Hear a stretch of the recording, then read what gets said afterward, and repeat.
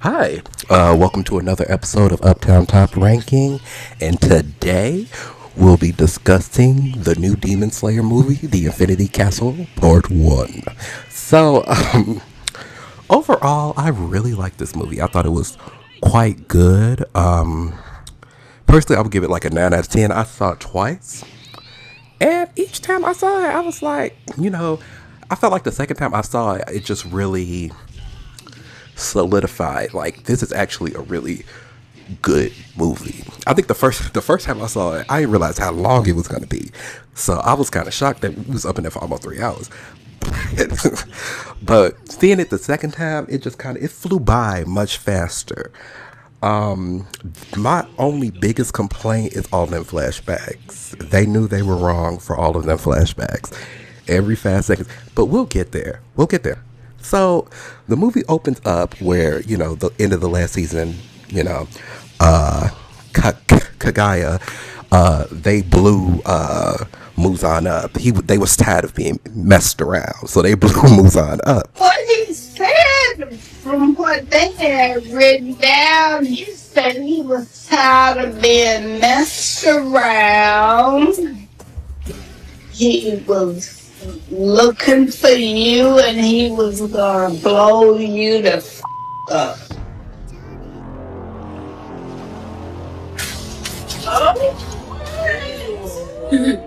Oh my God. Because he killed his wife and his 2 kids. Like, that was shocking. Like, I was like, dang, okay, fine. I mean, your wife can agree, but I mean, can the kids really consent to going out? Like, they probably was like, girl, it'll be over in a blink of an eye. Like, he really sacrificed his 2 kids. He let the other 3 go. By the way, we need to talk about this in Demon Slayer. Since I'm on this, we need to talk about the Ubuyashiki family, and we need to talk about Tanjiro's dad. How they sick having all these kids? Like, how are they sick having all these kids? Like, Tanjiro's dad knew for a fact, like, he only had a couple, a little bit left, like, for real. And he was still popping out kids. He was still finding time. His sick, riddled self was still finding time to get down with Tanjiro's mama. But I mean, who could blame him? Tanjiro's mama is a baddie, period. So I mean, she just really got it like that. But we really need to be talking about how irresponsible these fathers are in this show. They having all types of babies and stuff. Just sick. Just sick. Bag of bones, just having all types of babies. Like, how are you even getting it? Anyways, back to the case, Your Honor. So Muzan, the guy blew up.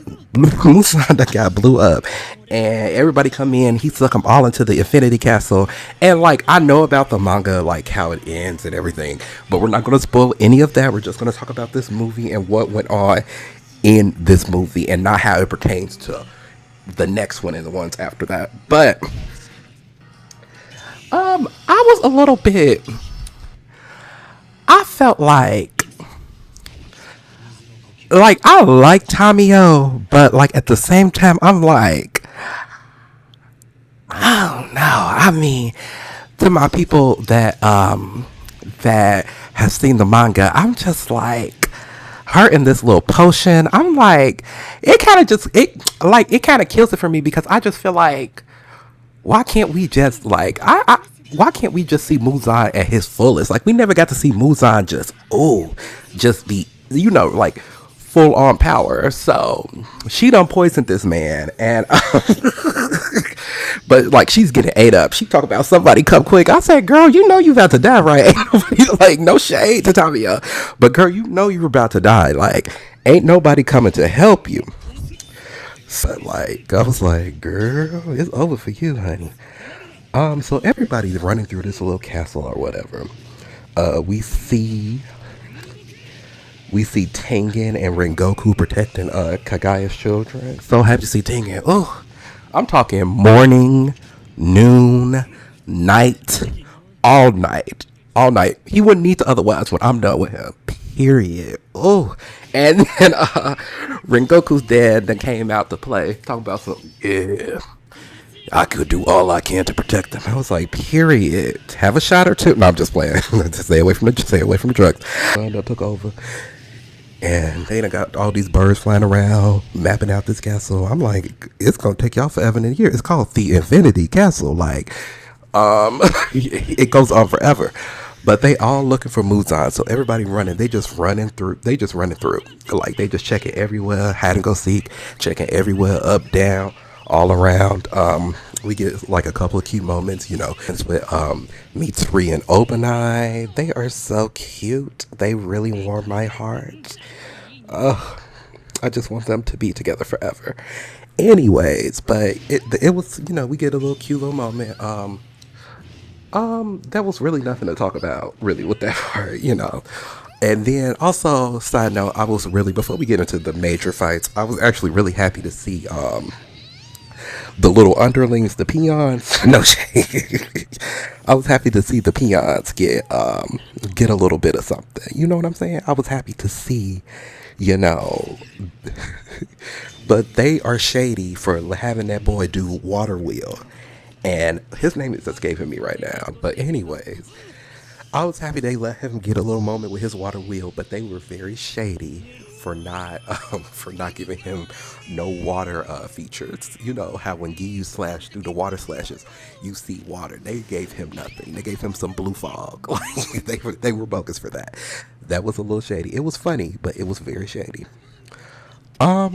So let's just get started on this first fight. So the first major fight of the movie was Shinobu Kocho versus Doma. And so she walking around, looking. She come to this very nice building. I'm like, the Infinity Castle is nice. Like, I'm gonna have to move in. Like, this is really nice. I mean, it's this is professional stuff, you know. This is some homemade-ish. Like, this is some professional stuff they got going on up here. It's in different areas. What the? This like a homemade area. So Shinobu slide her little self up in there, little, cause you know she can't cut off the demon's head, and she comes up in the thing. Domu is sitting there eating on some little girls, and it's disturbing. It's disturbing. So he about to eat this last girl, because there's one girl that's still alive. Shinobu swoop in and grab her, and she take her. And he still ends up killing her, because like his blood is already in her body. So that was sad. They was really not giving Shinobu any type of play in this movie. And I first will start off with Shinobu is my favorite Hashira of all of them. Like, I love her personality. I think she is hilarious. I live for her. I love insect breathing. I think it's one of the most unique styles out of all the rest of them, and that it relies on like her, you know, doing little stabby stabs instead of slicing Demon's neck off. You know what I'm saying? But they really played my girl. They really played my girl. So during this whole fight, we finally see the flashbacks of Kanai, Shinobu's sister. And she's like, the demon that killed me, he has like these rainbow eyes and these sharp fangs. Then we flash over to Doma, and you know, I just feel like he was really feeling himself. Like, he really think that he the ish. He really think he's that girl. He's a bad bitch. Like, and he kind of is, but he really thinks that he's that girl. Like, he really thinks he's a baddie for real. He on his champagne poppy. He on his Drake. He thinks he's a baddie for real. But he kind of is. He's kind of that girl a little bit. But yeah, so he really is really feeling himself. And honestly, he has every right to, because Shinobu really wasn't doing nothing to him. Like, they really played her. She did like 3 different insect breathings, but he wasn't featuring any of them. He was like, "Oh, all right." He was like, "Oh, that's some good poison." Heals. That's some good poison. Oh, you done switched up the poison. Heals. I was like, "Oh." I was like, "Come on now." And also, centipede. The centipede form. That little section, that looked it really good. Like, we need to talk about, like, the animation in this movie was top tier. When she got low on the ground like that, yes, she ate. She did eat. And like, I really wanted her to have her moment, but at the same time, I was kind of like, I knew she wasn't gonna have her moment because I've read the manga, so I knew she wasn't gonna have her moment. Like I knew she was about to end up dying, and she did. So she gets him into this roof, y'all, and I'm like, "Go ahead, Shinobu." Girl, they only gave her 5 seconds of victory before he was like, "Actually, that was really good, but I'm healed." And he eats her. Well, basically, he eats her, and then, and then, as that, this is what I'm saying. They really they was like, forget Shinobu, because then as Shinobu is dying, who runs up in there, but Kanoi, and Kanoi's looking up, and she's like, "Oh my god." She's like, "Oh my god, oh my god," and he was like, "Stop yo." Domo was like, "Girl, stop yo screaming! Like, I'm eating." And then she tried to do a little swipe. He ends up eating Shinobu, well, really absorbing her, which was like crazy. I was like, "Ooh," I was like, "Oh." I was like, okay, he was on his Muzan absorbing Tamiyo. What Tamiyo say? "Somebody please come find me." He was on his Tamiyo. So he done absorbed this lady. Also, he done broke her back while she was up in the air. It was like, it was really insane. Like, they really gave Shinobu nothing. Like, they really gave her nothing. I was like, dang, she couldn't mess him up a little bit more. But overall, I really loved the fight. I thought the fight was animated very beautifully. Um, it's sad to see my favorite Hashira die. All my favorites die, like Rengoku, Rengoku, Kanoi. I mean, not Kanoi. Shinobu, Rengoku, my favorites. All my favorites be dying.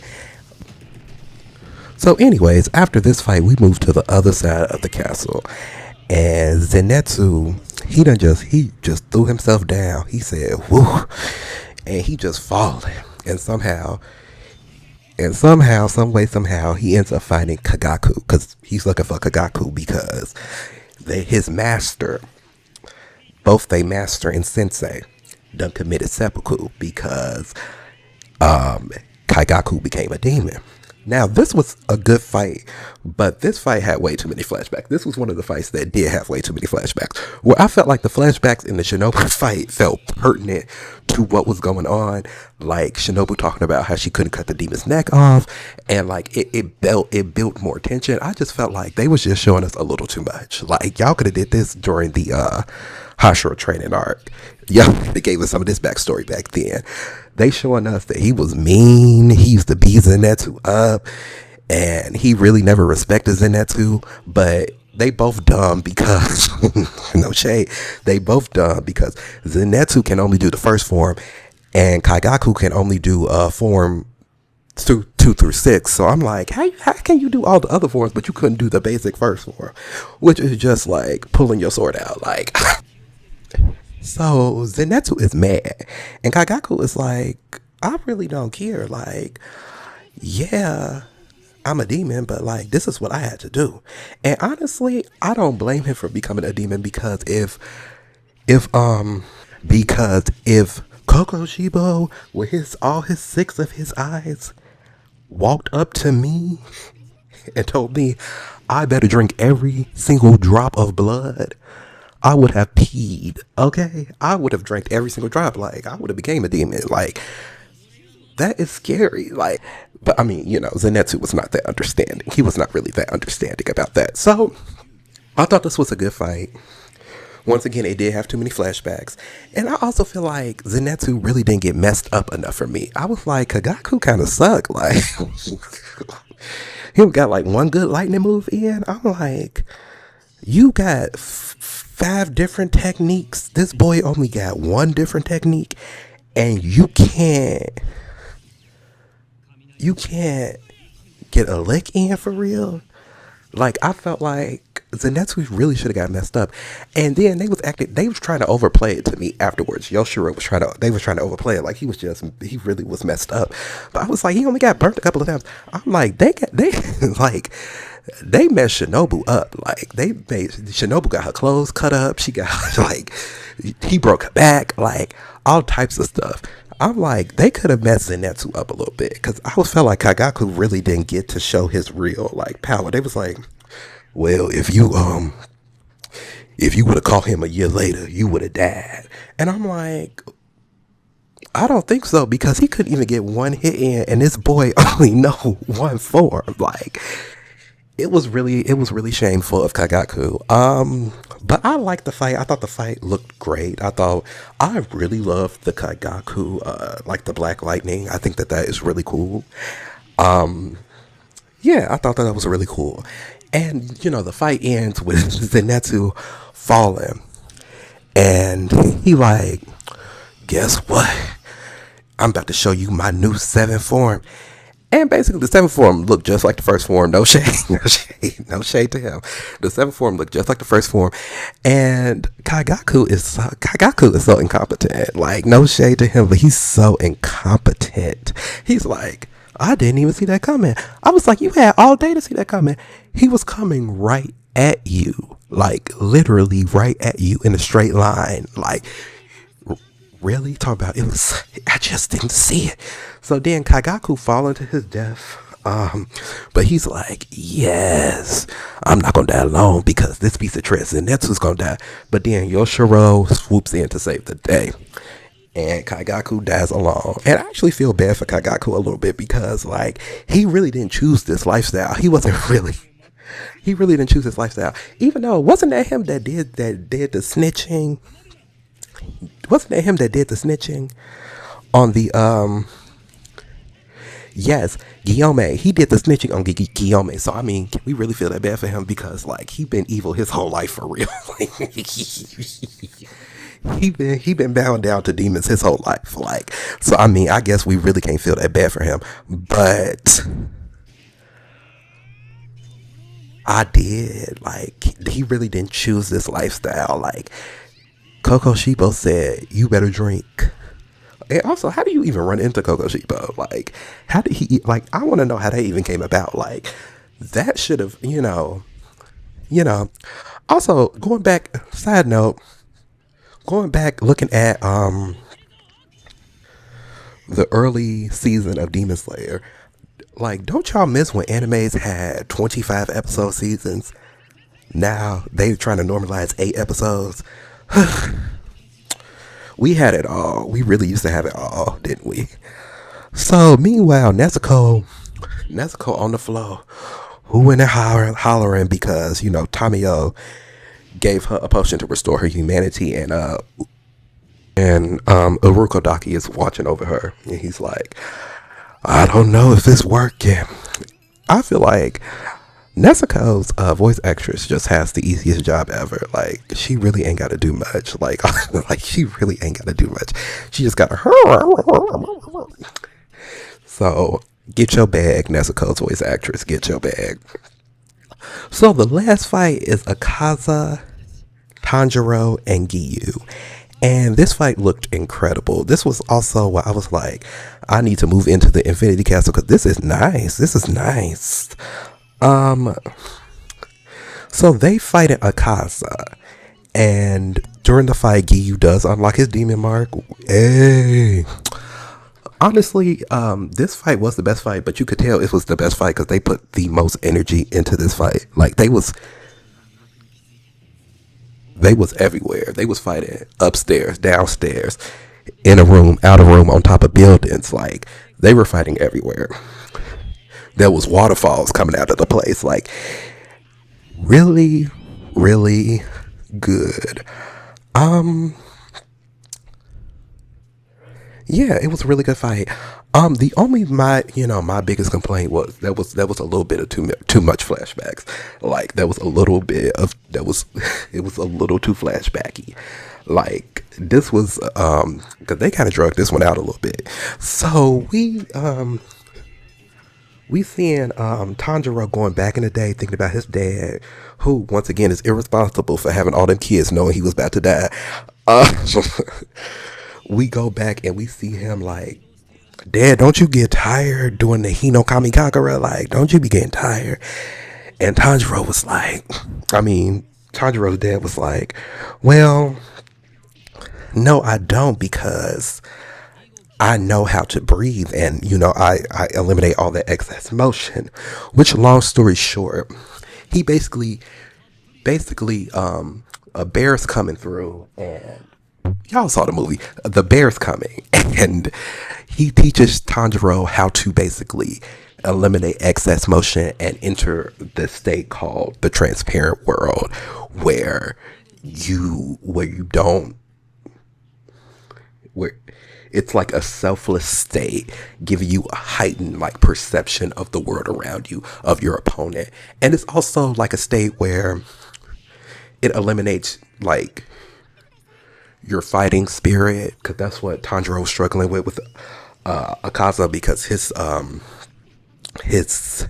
big thing was like his demon art. Part of his demon art was he could sense his opponent fighting spirit, and it tells him basically it's like his spidey senses. His spidey senses be tingling, so he know where you about to hit him. He know where you about to kick him at, so he could feel you coming up. Overall, the fight was really good. This is what I'm talking about. And then I think that Tanjiro and Giyu got beat. He beat them down, like, and I was happy to see it, because I'm like, this is what I'm talking about with Zenitsu. Zenitsu should have got beat up a little bit more. So I was happy that he told him up. Like, I was happy that he told it up, because it felt like an even fight. Like, it felt like this is an upper rank demon for real.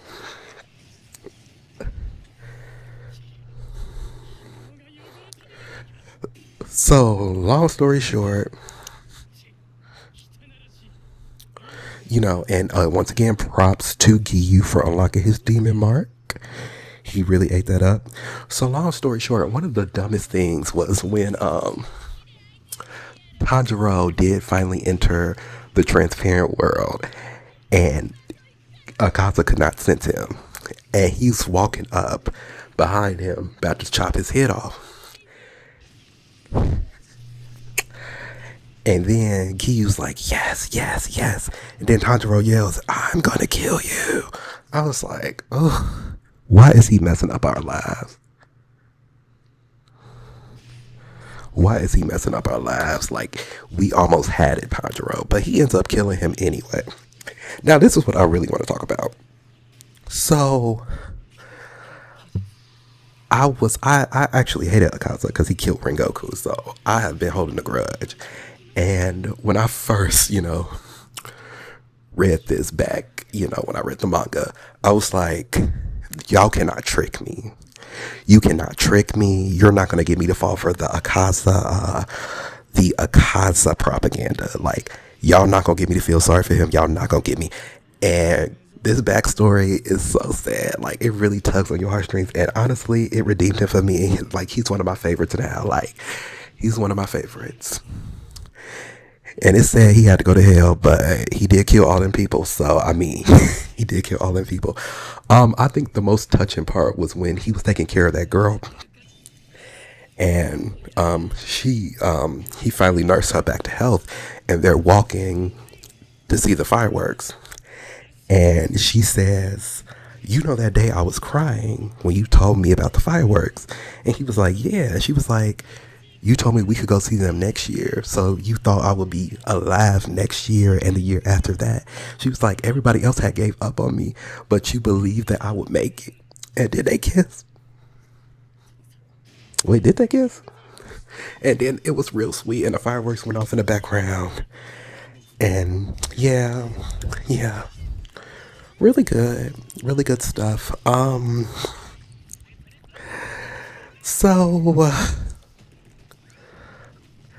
So Tanjiro ends up chopping Akaza's head off. And Muzan is like, Akaza, you gotta regenerate. Well, Akaza starts regenerating his head back. And it's actually insane, because I'm like, oh, I thought he was dead. Like, he could do that. So he's regenerated his head back. But then his family come in and they like, stop, Akaza. Just stop it. But they call him by his real name, which is escaping me right now. And finally, his girl grabs his hand and she say, please, that's enough. She said, it's enough. You've done enough. And it's so sad. It really is. But it was a beautiful little touching moment. But also, It was a lot going on. That was the first time I saw it. By the end of this fight, I was tired. Yeah, I was like, "Who? I'm ready to go." Like I got up as soon as the credits started. I got up. Like I ran about that theater because I had to go to the bathroom too. But I ran about that theater because we had been sitting there. I was like, I didn't know the movie was gonna be 3-4 hours. It was like I didn't know the movie was gonna be that long. So, anyways, he dies, and Tanjiro and Giyu are basically messed up. Like he even broke Giyu's sword. Like that was actually crazy when he snapped Giyu's sword like that. I was like, dang, po Giyu. And like also I do love the dead calm, that the water breathing technique, dead calm. That is so cool. Like he just sits there and it's like and the bullets just went around him. It was cool. It was cool. And Tanjiro, when he entered the transparent world and he was dodging all the stuff, it was a really good fight. Like it actually was a really good fight. And it actually was, yeah, it was a really beautiful, it was very beautifully animated. Like the people that's working on Demon Slayer need to animate my life. Like they are so good at their jobs. But anyway, so Akasa dies, and Doma's like, "Oh my God, I'ma miss him," and I'm like, "Oh, you're just so fake." Like, you don't even like that boy.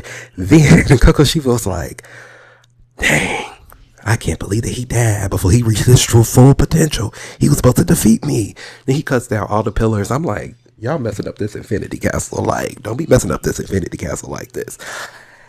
And in the end, they thinking they really about to find Muzan, but then the guitar lady, I know it's not a guitar. I know it's not a guitar. She's plucking strings. More stuff is growing. More buildings are growing. More fortresses. Like once again, it's the Infinity Castle. So I don't think they're gonna find Muzan until Muzan is ready for them to find him. So Muzan is like sucking up Tamio. He's like, y'all really think that y'all really about to do something? He was like, it don't matter if Akasa's dead. He was like, I can replace all of them. I'm that. I'm that. I'm that. Michael Jackson said, I'm that. Michael Jackson said, I'm that.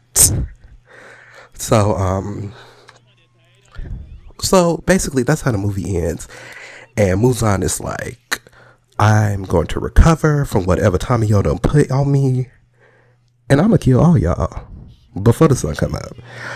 And basically that's gonna carry us over into the next movie, which I had thought once again they were gonna do the movie and then have the episodes, you know, like they did the Mugen Train. They still had the episodes even though they came out with the movie. So I thought that's what they would do with this too, but no, they just doing the movies now, which is cool.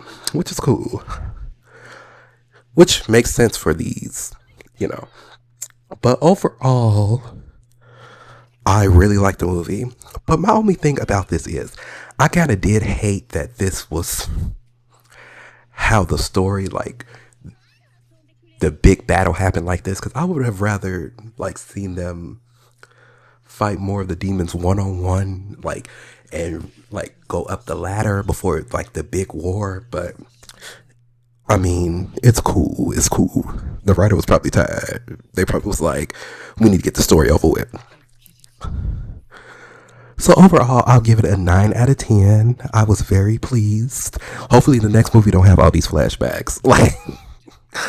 Like, I understand you got to show us some stuff, but like, we don't need all these flashbacks. We really did not need all the flashbacks in the Zenitsu story, because more could have been donated to that fight. Like, more stuff could have been, you know. But overall, I loved it. What did you think about it? Let me know.